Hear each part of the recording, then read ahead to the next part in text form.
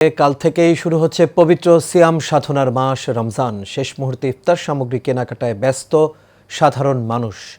ছোলার দাম গত বছরের তুলনায় কিছুটা কম আর খেজুরের বাজার স্থিতিশীল থাকায় কিছুটা স্বস্তি মিললেও দুশ্চিন্তা বাড়াচ্ছে রসুন ও ভোজ্য তেলের সরবরাহ। বাজার পরিস্থিতি নিয়ে নূর মোহাম্মদ ভূঁইয়ার রিপোর্ট।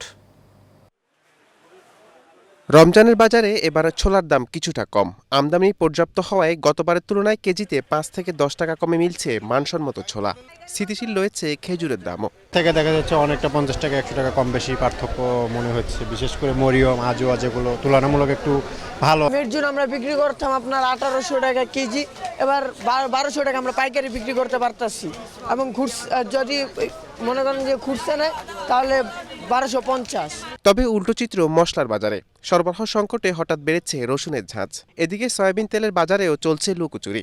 চাহিদার তুলনায় সরবরাহ কম থাকায় ভোগান্তি পোহাতে হচ্ছে সাধারণ ক্রেতাদের। সুষ্ঠু একটা দেশ গড়ার দাবি থাকবে, যাতে সবকিছু শৃঙ্খলা ঠিকভাবে চলে আর সবকিছু যাতে দরদাম কমায় দেওয়া হয়। বাজার অবস্থা মোটামুটি আপনার রোজা উপলক্ষে কোনো জিনিসের দাম 2-4-5 টাকা বাড়াইছে। আমার দাবি থাকবে যে শুধু আমরা কিনলে তো হবে না, যাতে তৃণমূলের সবাই কিনে খেতে পারে, ওইটা মনিটরিং করার জন্য। ব্যবসায়ীরা বলছেন মিল থেকে সরবরাহ ঠিক থাকলে দাম বাড়ার শঙ্কা নেই।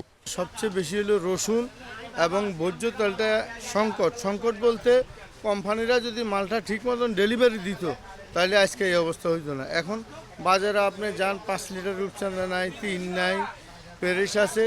যে তেল আমরা 3650 টাকা আনছি, এই তেল এখন 3750 টাকা।